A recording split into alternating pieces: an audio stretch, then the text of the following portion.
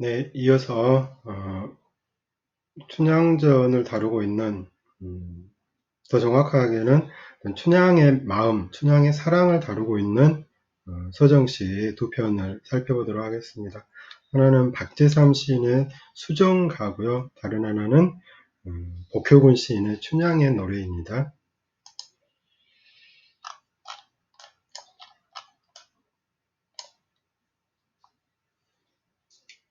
수정가 박재삼. 집을 치면 정화수 잔잔한 위에 아침마다 새로 생기는 물방울의 신선한 우물집이었을래. 또한 윤이 나는 마루에 그 끝에 평상의 가라앉은 뜰하의 물냄새 창창한 그런 집이었을래. 서방님은 바람 같단들 어느 때고 바람은 어려울 따름. 그 옆에 순순한 쓰러지는 물방울에 찬란한 춘향이 마음이 아니었을래. 하루에 몇 번씩 푸른 산 언덕들을 눈아래 보았을까나. 그러면 그때마다 일렁이 오는 푸른 그리움에 어울려 흐느껴 물살 짓는 어깨가 얼마쯤 하였을까나. 진실로 우리가 받들 산신령은 그 어디 있을까마는 산과 언덕들의 말리 같은 물살을 굽어보는 춘향은 바람에 어울린 수정빛 임자가 아니었을까나.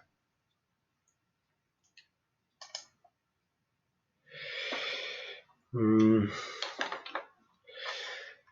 수정가에서 보면 이제 춘향 자체를 아주 맑은 유리와 같은 그런 보석인 투명 유리와 같은 보석인 수정에 비유를 하고 있습니다.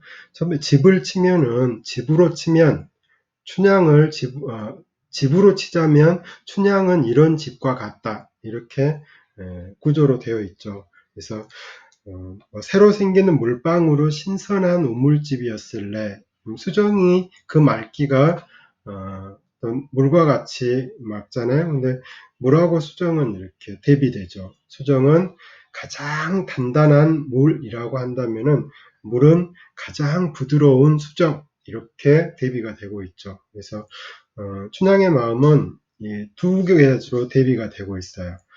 가장 단단한 물로서 수정이라는 마음과 그다음에 가장 부드러운 수정이라는 물의 이미지 이 두 가지를 극단적으로 같이 가지고 있는데 이것이 따로따로 드러나는 것이 아니라 메비우스띠와 같이 수정의 마음과 물의 마음이 서로 이면을 이루면서 일렁이기 때문에 가장 부드러우면서도 가장 단단한 사랑들을 간직할 수 있는 것이죠.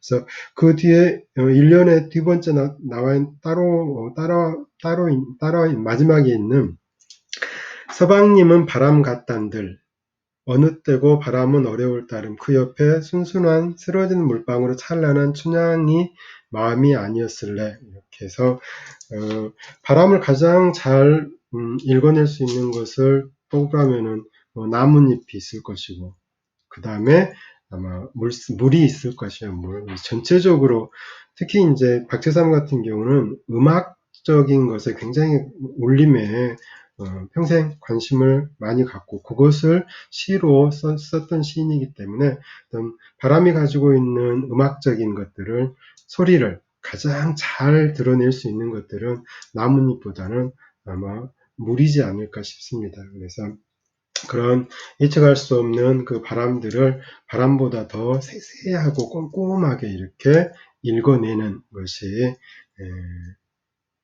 물의 이미지이지 않을까 싶습니다. 그래서 여기에서는 그런 순순한 쓰러지는 물방울로 찬란한 춘향의 마음 이것이 바람 같은 도련님을 사랑을 온전히 전달해 줄 수 있는 그런 힘이었다는 것을 일련에서는 이야기를 하고 있는 것 같습니다. 위연에서는 이제 현실적으로 현실의 춘향이가 좀 많이 반영이 되어 있는데요. 하루에 몇 번씩 푸른 산 언덕들을 눈아래 보았을까나 이것은 이제 도련님이 이제는 오시나 저제는 오시나 기다리는 그런 것을 표현하고 있는 것 같고요. 그래서 그때마다 일렁여오는 푸른 구름에 어울려 흐느껴 물살 짓는 어깨가 이렇게 눈물이 흐르는 눈물에 따라서 이렇게 어깨가 들썩이는 것이 마치 물살과 같았다. 그러니까 춘향은 온몸 전체가 하나의 사랑으로 흐르는 그런 이렇게 물. 하지만 그건 가장 단단한, 그 사랑을 지켜내는 데 있어서는 가장 단단한 수정과 같은 물. 이렇게 대비적으로 해석을 해볼 수 있을 것 같습니다. 진실로 우리가 받들 산신령은 그 어디 있을까마는 산과 언덕들의 말리 같은 물살을 굽어보는 춘향은 바람에 어울린 수정빛 임자가 아니었을까. 수정빛 임자, 수정 자체, 그런 수정빛에 가장 어울리는 사람. 산신령은 따로 있을지 모르지만은 이 수정빛의 신령, 수정빛의 신은 춘향일 것이다. 이런 식으로까지 해석을 할 수가 있을 것 같습니다. 그래서 어떤 사랑의 여신 이로까지 춘향을 노래하고 있는 시가 박제삼의 수정가이고, 그래서 박제삼의 수정가는 춘향의 사랑을 가장 잘 드러내고 있는 그런 시로 평가를 받고 있습니다.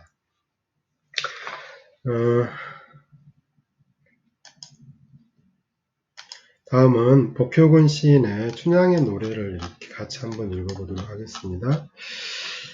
춘향의 노래, 복효근. 지리산은 지리산으로 천년을 지리산이듯 도련님은 그렇게 하늘 높은 지리산입니다. 섬진강은 또 천년을 가도 섬진강이듯 나는 땅 낮은 섬진강입니다. 그러나 또 한껏 이러지요. 지리산이 제 살 속에 낸 길에 섬진강을 안고 흐르듯 나는 도련님 속에 흐르는 강입니다. 섬진강이 깊어진 제 가슴에 지리산을 담아 거울처럼 비춰주듯 도련님은 내 안에 서 있는 산입니다. 땅이 땅이면서 하늘인 곳, 하늘이 하늘이면서 땅인 자락에 엮어가는 꿈, 그것이 사랑이라면 땅 낮은 섬진강 도련님과 하늘 높은 지리산 내가 엮는 꿈, 너나들이 우리 사랑은 단 하루도 천년입니다. 가장 이렇게 의미심장한 시구는 마지막에 있는 것 같습니다. 너나들이 우리 사랑은 단 하루도 천년입니다. 단 하루도 천년입니다.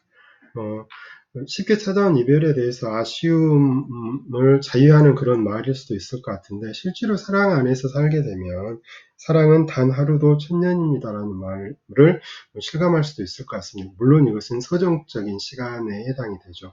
그래서 어떤 서정시를 시적 순간의 미학 이렇게 이야기를 하는 것은 이 순간 속으로 영혼의 시간들이 다 이렇게 들어올 수 있기 때문에 그렇죠. 죽어도 좋아라는 그런 느낌들을 받게 되는 그 순간은 우주적인 시간들이 만들어지기 때문에 이 단 하루도 천년입니다라는 말 자체가 시적 수사이긴 하지만은 진실에서 멀어져 있는 단순한 수사는 아니라는 이야기들이죠. 그런 사랑이라면은 전 역사 시간도 다 이렇게 영원한 현재로 습합시켜낼 수 있는 그런 본질적인 시간의 힘이 있을 것이기 때문입니다. 춘향의 노래 같은 경우는 복효군의 노래는 앞부분들은 굉장히 약간 좀 진부한 그런 식으로 이렇게 진행이 되죠. 도련님, 남성성의 상징으로서 산, 그 다음에 여성성의 상징으로서 강, 이렇게 도련님은 천년을 서 있는, 천년이 뭡니까? 지리산은 수억 년을 이렇게 자료를 있었겠죠. 그래서 산이고 나는 섬진강이다 이렇게 이야기를 하고 있는데, 이렇게만 흘렀다면은 이 복효군의 춘향의 노래가 박제삼의 수정가를 잇는 춘향의 사랑을 노래한 대표적인 노래가 되기는 좀 힘들었을 거예요. 이것이 이제 역전이 좀 일어나는데, 세 번째 연에서 보면은 그러나 또 한껏 이러지요. 지리산이 제 살 속에 낸 강에 섬진강을 안고 흐르듯 나는 도련님 속에 흐르는 강입니다. 섬진강이 깊어진 제 가슴에 지리산을 담아 거울처럼 비춰주듯 도련님은 내 안에 서 있는 산입니다. 이 부분이 중요하죠. 네 번째는 섬진강이 깊어진 제 가슴에 지리산을 담아 거울처럼 비추듯이, 이건 우리가 이렇게 어렵지 않게 그려볼 수 있는 장면들이죠. 우리가 강을 걷다 보면은 그 강에는 가장 이렇게 깊이에는 돌멩이가 있는 것이 아니라 하늘이 담겨져 있고, 그 강과 하늘 사이에는 세상에 있는 산처럼 산이 그대로 이렇게 반영이 되어 있죠. 그래서 강 옆에서 산은 단순히 하늘로만 솟아있지 않고 맑은 강일수록, 깊은 강일수록 아주 깊이에까지 이렇게 깊이로도 솟아있는 그런 이렇게 모습이죠. 그래서 나는 지리산이 품어낸 낮은 땅에 흐르는 섬진강이지만은 내 안에는 뭐가 또 있어요? 그 지리산, 도련님이 그대로 이렇게 반영되어 나는 도련님을 품고 안아서 흐르는 강이다. 이런 식으로 역전들이 이루어지죠. 이게 이제 이 시가 기존과는 다른 어떤 새로운 사랑의 플러스를 제공하고 있다. 이렇게 평가할 수 있는 부분이 됩니다. 그래서 땅이 땅이면서 하늘인 곳, 하늘이 하늘이면서 땅인 자라게 엮어가는 꿈, 그것이 사랑이라면, 이런 식으로 앞서 이해한 것처럼 이것은 단순히 이렇게 데칼코마니처럼 두 개가 이렇게 펴지는 극단적인 것이 아니라 땅이 땅이면서 하늘이 되고 하늘이 하늘이면서 땅이 되는 메비우스 띠와 같은 그런 이렇게 둘이면서 하나이고 하나이면서 둘인 그런 순환이 가능한 공간이 이루어지죠. 그러니까 사랑 안에서만이 당신은 내가 되고 나는 당신이 되고, 당신은 내가 되고 나는 당신이 되고, 나이면서 당신이고 당신이면서 나라는 각자이면서 하나, 함께이면서 각자, 이런 단일적이면서도 이중적인 혹은 다중적인 상황들이 연출이 가능하죠. 이것이 서양식으로 이야기하면 메비우스띠가 될 것이고, 동양식으로 이야기를 하면은 음과 양의 조화라고 할 수 있는 태극의 원리가 될 것이에요. 그래서 좀 동양적인 관점에서 본다면은 태극의 원리를 가지고 풀어보는 것도 좋은 해석의 방법이지 않을까 싶습니다.